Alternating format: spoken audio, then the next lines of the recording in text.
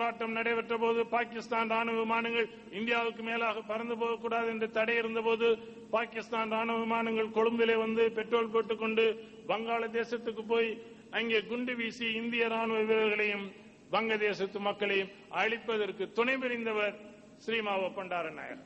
ஒரு காலகட்டத்திலும் இந்தியாவுக்கு ஆதரவாக இருந்ததில்லை. அந்த ஸ்ரீமாவோ பண்டாரநாயகா இந்தியாவுக்கு வரலாம், திருவனந்தபுரத்துக்கு போகலாம், அங்கே வாரியர் வைத்தியசாலையிலே ஆயுர்வேத சிகிச்சை பெறலாம், நீங்கள் ஆயுத பாதுகாப்பு கொடுப்பீர்கள். ஆயிரக்கணக்கான இந்திய ராணுவ வீரர்களின் சாவுக்கு காரணமான ஒருவருக்கு இங்கே ராஜ மரியாதையுடன் ராஜ வைத்தியம் செய்வீர்கள். ஆனால் எங்களுடைய உடன்பிறப்பு, எங்களுடைய சகோதரர் ஆண்டன் பாலசிங்கம் இந்தியாவுக்கு வந்து சிகிச்சை பெற வேண்டும் என்று சொன்னால் அனுமதிக்க மாட்டோம் என்று சொல்பவர்கள் உண்மையான தமிழர்களாக இருக்க முடியாது. தமிழினத்தின் பரம விரோதிகள் என்று நான் குற்றம் சாட்டுகிறேன்.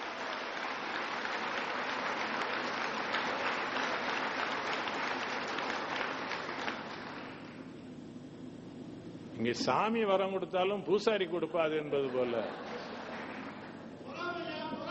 வாஜ்பாய் ஆண்டன் பாலசிங்கம் இங்கே சிகிச்சை பெற வருவதை மனிதாபிமானத்தின் அடிப்படையிலே அனுமதிப்பது பற்றி அரசாங்கம் ஆலோசிக்கிறது என்று சொன்னால், அனுமதிக்கவே கூடாது என்று சொன்னால் என்ன அர்த்தம்? நம்முடைய சட்டசபையிலே தீர்மானம் போட போகிறார்களா? இது ஒரு உரைகள். சட்டசபையிலே இந்த தீர்மானத்துக்கு எதிர்த்து யார் யார் வாக்களிக்கிறார்கள், இந்த தீர்மானத்துக்கு ஆதரித்து யார் யார் வாக்களிக்கிறார்கள் என்பதை நம்முடைய 6 கோடி தமிழ் மக்களும் உலகம் பூராம் இருக்கக்கூடிய தமிழ் மக்களும் பார்த்துக் கொண்டிருக்கிறார்கள்.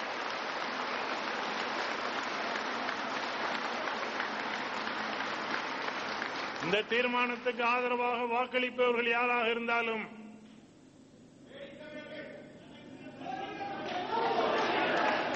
அவர்கள் தமிழர்கள் அல்ல, தமிழ் துரோகிகள் என்று அவர்களை எதிர்காலம் குற்றம் சாட்டும். எதிர்க்கட்சி வரிசையிலே அமர்ந்திருக்கிற நண்பர்களே, தயவு செய்து உண்மையான தமிழர்கள் என்பதை நிலைநாட்டுங்கள்.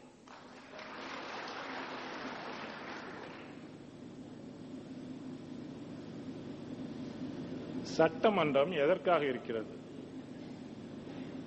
இந்த மக்களின் பிரச்சனைகள் எண்ணற்ற இருக்கின்றன. நம்முடைய தஞ்சை மாவட்டத்து விவசாயிகள் அவர்கள் உற்பத்தி செய்த நெல்லை விற்க முடியாமல் தவிக்கிறார்கள். நம்முடைய நெய்வேலி தொழிலாளிகள் தங்களுடைய எதிர்கால வாழ்வே அழிந்து போய்விடுமோ என்ற பதப்பிலே இருக்கிறார்கள். சேலம் இரும்பாலை தொழிலாளிகள் போராடிக் கொண்டிருக்கிறார். எண்ணற்ற பிரச்சனை தமிழ்நாட்டை வாட்டி வதைத்துக் கொண்டிருக்கிறது. இந்த பிரச்சனைகளை பற்றி சட்டசபையிலே வாதிக்க மாட்டீர்களா?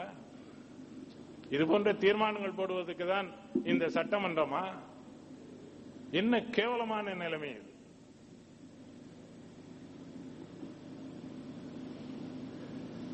கொஞ்சம் தயவு செய்து முதிர்ச்சியோடு பிரச்சனைகளை பார்க்க பழகுங்கள். இது அல்ல வழி. அதற்கு உலகம் சிரிக்கிற நிலைமையை ஏற்படுத்தி விடாதீர்கள். ஏற்கனவே உலகம் எல்லாம் சிரிக்கிறது, மேலும் சிரிக்கக்கூடிய நிலைமை வேண்டாம். விடுதலை புலிகளின் ஆதரவாளர்களை நடமாட விடாமல் செய்வோம் என்று மிரட்டாதீர்கள். எங்கள் கால்கள் ஆகாயத்திலும் பறக்கும், நடக்கும்.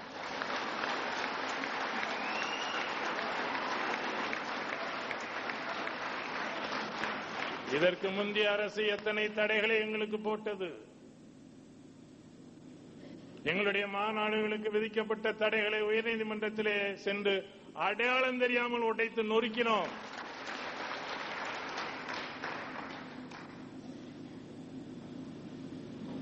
நாங்கள் மக்களை நம்பி அரசியல் நடத்துபவர்கள், மக்களுக்காக போராடுபவர்கள், மக்களுக்காக தியாகம் செய்ய துணிந்தவர்கள்.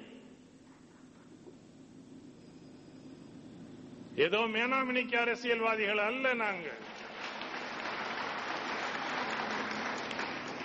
என்ன பொடா சட்டத்தை காட்டி மிரட்டுகிறீர்கள்? அந்த சட்டத்தின் ஒவ்வொரு வரியும் என்ன என்பது எங்களுக்கு தெரியும். உங்களுக்கு தெரியுமா?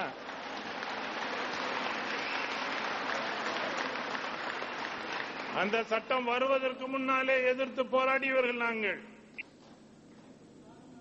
எங்களுக்கு தெரியும் இந்த சட்டம் வந்தால் உண்மையான இன உணர்வு உள்ள தமிழர்களுக்கு எதிராகத்தான் இது பாயும் என்பது எங்களுக்கு தெரியும். ஆனால் நீங்கள் தான் புரியாமல் இந்த சட்டத்தை யார் கொண்டு வருவதற்கு தீவிரமாக முயற்சி செய்தார்களோ அவர்களுடன் 2 பேரும் சேர்ந்து கொண்டு ஓட்டு போட்டீர்கள். நாளைக்கு இந்த சட்டம் உங்களுக்கு எதிராகவும் திரும்பும். எங்களை பொறுத்தவரையில சிறைவாசங்கள் புதிதல்ல. இந்த ஒரு புத்தகத்துக்கு தடைப்பட்டால் சிறையிலே போனால் இன்னும் 10 புத்தகம் எழுதி கொண்டு வெளியே வருவோம்.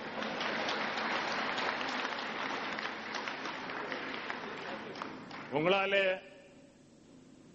இந்த சிறைவாசத்தை அரை நொடி கூட உங்களால தாங்க முடியுமா? சும்மா இதையெல்லாம் காட்டி மிரட்டாதீர்கள், வேண்டாம். நாங்கள் ஜனநாயக ரீதியிலே செயல்பட்டு வருகிறோம், விரும்புகிறோம். மக்களை திரட்டி மக்கள் பிரச்சனைகளுக்கு போராட வேண்டும் என்று நினைக்கிறோம்.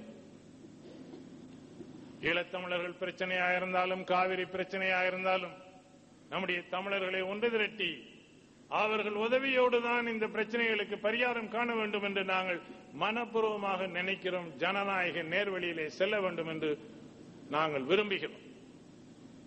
ஆனால் நீங்கள் செய்கிற காரியங்கள் எங்களை வேறு வழியில் போக வைத்துவிடும். வேண்டாம். இறுதியாக சொல்லுகிறேன்,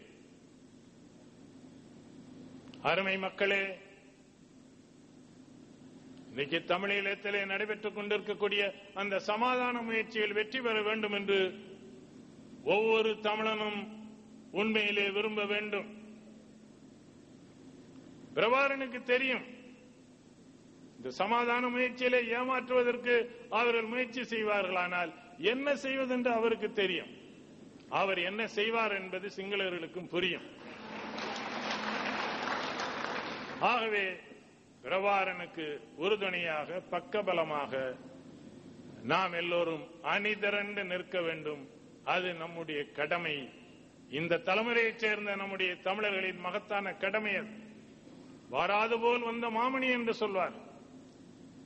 அதே போல நம்முடைய தமிழ் மக்களுக்கு 1000 ஆண்டுகளுக்கு ஒரு முறை தோன்றுகிற ஒரு மாபெரும் தலைவனாக பிரபாகரன் பயமளித்திருக்கிறார்.